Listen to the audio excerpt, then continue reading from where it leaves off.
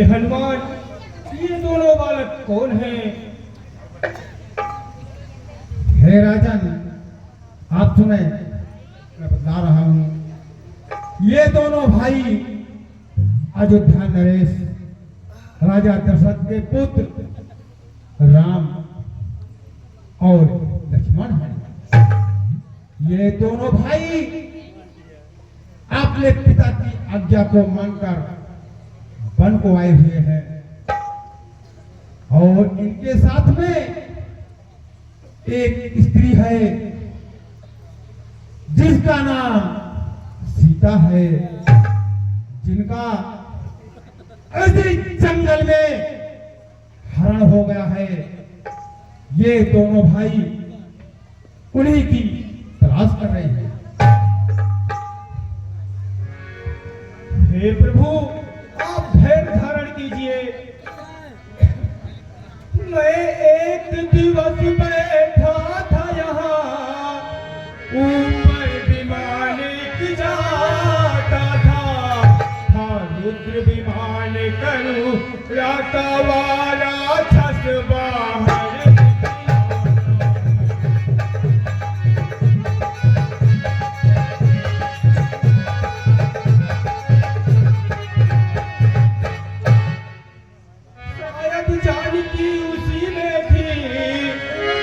सबको नीचे रख करके हाय राम राम कहे ते कहते कहने थे लोग।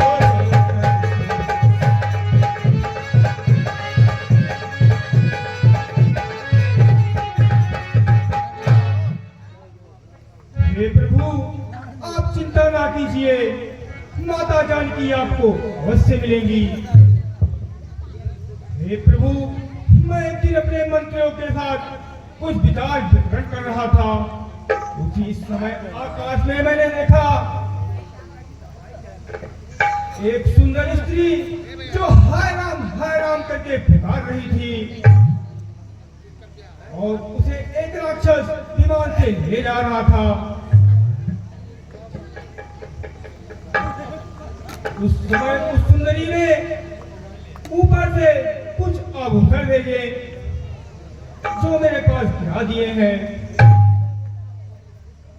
शायद वो सीता माता के ही हो। हे मित्र सुग्रीव, क्या तुम उन आभूषण को संभाल के रखे हो या नहीं? हाँ प्रभु, वो मेरे पास ही है, मैं अभी लाता हूँ।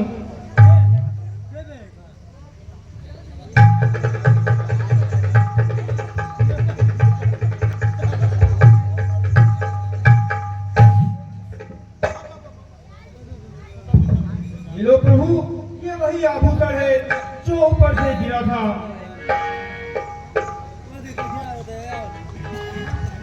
ये तो सीता का वही कुंडल है जो वो हमेशा अपने कानों में पहना करती थी। भाई लक्ष्मण, तुम भी देखो, क्या वही कुंडल? हे भैया, मैंने माता के चरणों के अतिरिक्त और कुछ नहीं देखा, तो मुझे इस कुंडल की पहचान कैसे हो सकती है भैया? अरे मैंने तो चरण निहारे हैं, देखे माता के कान नहीं। मैं तो बिछुओं का सेवक हूँ, मैं तो बिछुओं का सेवक हूँ।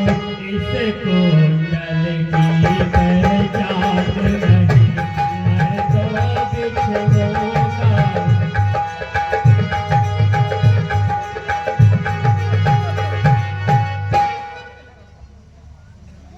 कुंडल वाली बहदेही का, अरे इस भांति हरण करने वाले, तुम सावधान हो कर बैठो, तुम सावधान हो कर बैठो।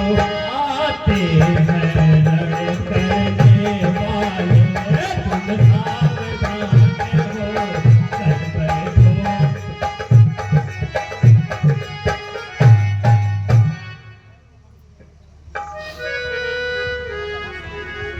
हो रहा सगुन यह सुंदर है, कुंडल होंगे उन कानों में, उस चोर का होगा बंध अवस्था मेरे सख्त धनुष और बाणों से।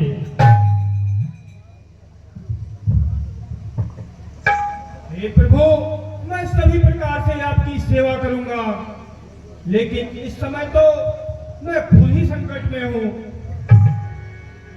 हे मित्र सुग्रीव, हम तुमसे कुछ पूछना चाहते हैं। आप अपना राज त्याग कर इस पर्वत पर क्यों रहते हो? मुझे कारण बताओ। हे प्रभु, सुनो, मैं बतला रहा हूँ। नाथ के बाले आरु हम दो भाई, प्रीत रहे कछु बरन न जाई।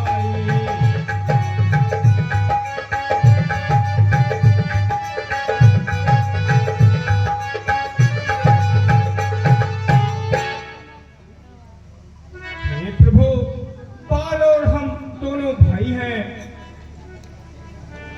हम दोनों भाई बड़े ही प्रेम से रहते थे, लेकिन एक दिन एक राक्षस आके गरजने लगा। बाल उस गर्जना को सह न सका और वह उससे युद्ध करने चला गया। जाते समय उसने मुझसे कहा था, पर क्यों मोहे एक पखवाड़ा, नहीं आवे तब जान तुम्हारा।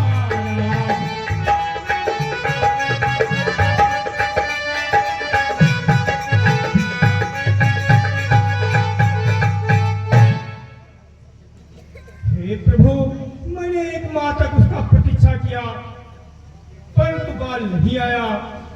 इसलिए मैंने सोच लिया शायद बाल को राक्षस ने मार दिया होगा, वो आके मुझे भी खत्म कर देगा। इसलिए हे प्रभु, मैं गुफा के द्वार को बंद करके वहां से चला आया।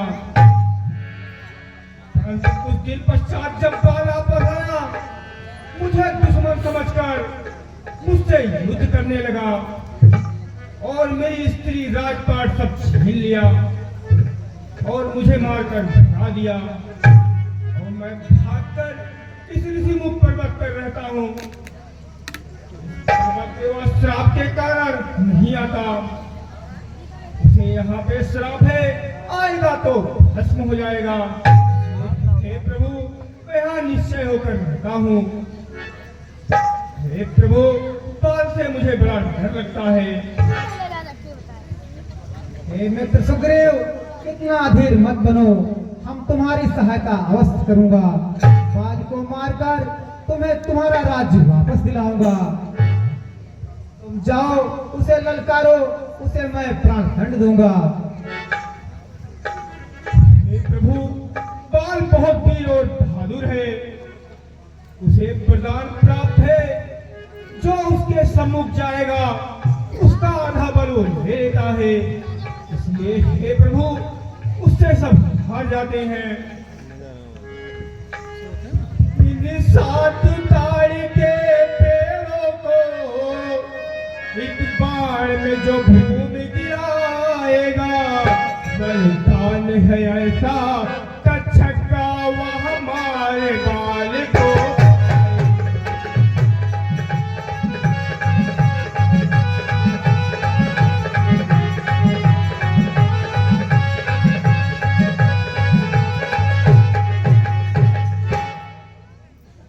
हे प्रभु, बाल जब भी आता है तो इन 7 ताड़ के पेड़ों को एक ही बार में झकझोर कर रख देता है। ये हे प्रभु, आप अगर एक ही बार से इन 7 ताड़ के पेड़ों को गिरा सकते हैं, तभी मैं समझ जाऊंगा आप बाल को मार सकते हैं, अन्यथा नहीं प्रभु। मित्र सुग्रीव, इतना अधीर मत बनो। मैं इन 7 ताड़ के पेड़ों को एक बाण से काट कर गिरा देता हूँ।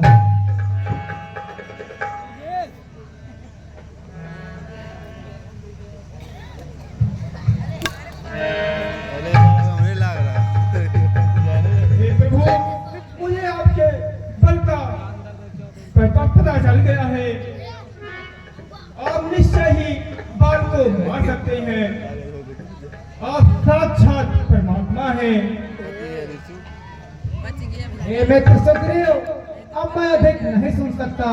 मेरे बाण जमीन पर गिर रहे हैं और तुम जाओ बाली को भड़काओ और बुला के ले आओ और मैं उसे प्राणदंड अवश्य दूंगा। जो आज्ञा प्रभु, मैं जा रहा हूँ।